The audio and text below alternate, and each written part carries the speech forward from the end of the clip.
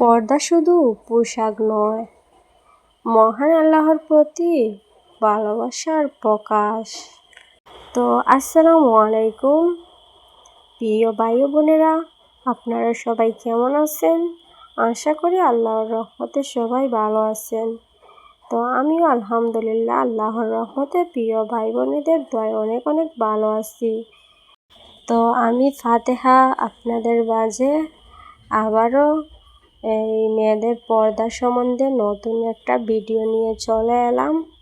তো এখানে আছে একটু কাঁচামাল, আনাজপাতি। তো এগুলো আমি একটু গুছাবো আর আপনাদের সাথে কিছু এই মেয়েদের পর্দা সম্বন্ধে কথা বলবো। তো আশা করি আমার প্রিয় ভাই বোন আপনারা আমার ভিডিওর প্রথম থেকে শেষ পর্যন্ত আমার সাথে থাকবেন।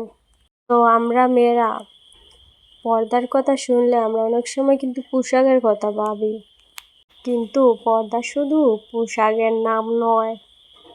পর্দার মধ্যে আছে লজ্জাশীলতা, নিজের মর্যাদা রক্ষা করা, দৃষ্টি সঙ্গত রাখা এবং আল্লাহর সন্তুষ্টিকে নিজের ইচ্ছার ওপর প্রাধান্য দেওয়া। আল্লাহ তাআলা মুমিন নারীদের শালীনতা বজায় রাখতে এবং সৌন্দর্য না প্রকাশ করতে নিষেধ দিয়েছেন। তাই মুমিন নারীর জন্য পর্দা শুধু সমাজের নিয়ম নয়, তো এটি তার রবের পক্ষ থেকে একটি নির্দেশনা। তো আমরা পৃথিবীর মানুষের মন জয় করার জন্য কত কিছু না করি, সুন্দর পোশাক পরি এবং নিজেকে সুন্দর করে সাজাই, আবার কিন্তু মানুষ কি বলবে সেটাও ভাবি। কখনো কি ভেবে দেখেছি যিনি আমাদের সৃষ্টি করছেন ওনার সন্তুষ্টির জন্য আমরা কতটা চেষ্টা করি? পর্দা হয়তো প্রথমে সহজ না হতে পারে, অনেক সময় মনে হতে পারে মানুষ কি বলবে।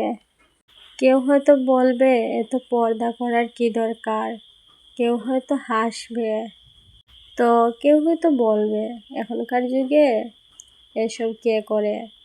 তো আমাদের মনে থাকতে হবে মানুষের কথা সবসময় এক থাকে না। আজ আমাদের যারা প্রশংসা করছে কাল আমাদের সমালোচনা করতে পারে। আল্লাহর সন্তুষ্টি পাওয়া গেলে সেটাই তো সবচেয়ে বড় পাওয়া। পর্দা মানে এই নয় যে একজন নারী নিজেকে লুকিয়ে রাখবে বা পৃথিবী থেকে বিচ্ছিন্ন হয়ে যাবে, বরং পর্দা একজন নারীর লজ্জাশীলতা, মর্যাদা এবং এই নিজের আত্মসম্মানকে রক্ষা করার একটি মাধ্যম। শুধু কিন্তু শরীর ঢেকে রাখলে হবে না, আমাদের কথাবার্তা, চলাফেরা, আচরণেও শালীনতা থাকা দরকার। আজকাল আমরা খুব সহজেই সামাজিক মাধ্যমে প্রকাশ করি। তো আপনি যদি আল্লাহর পথে ফিরে আসতে চান তাহলে ছোট্ট একটি পদক্ষেপ নিন, মহান আল্লাহর কাছে সাহায্য চান। কিয়ামতের পথ কিন্তু কখনো দেরি হয়ে যায় না। তো কথা বলতে বলতে অনেক দূর আসছি। তো আমার সবগুলো ঘরের জন্য শাকসবজি আনা হয়েছিল, তো আনাজগুলো আনা হয়েছিল ওগুলো আমি গুছাই নিছি, সবগুলোই গুছাই নিছি। এখানে আছে শুটকি, 2 ধরনের শুটকি আছে। তো আমরা সিলেটের মানুষ, তো আমরা সবাই শুটকি অনেক বেশি পছন্দ করি। 2 রকমের শুটকি আছে। তো আপনারা আমার ভিডিওটা দেখতে থাকেন আর আমি কথাগুলো শেষ করি পর্দা সম্বন্ধে। তো আরেকটা বিশেষ কথা, আমরা সিলেটের মানুষ শুটকি শিরা আর শুটকির ভর্তা কিন্তু অনেক পছন্দ করি। তো যারা ইতিমধ্যে পর্দা করছেন তারা যেন নিজেকে নিয়ে অহংকার না করে, তো কারণ আমল করার তৌফিকও আল্লাহর দেওয়া।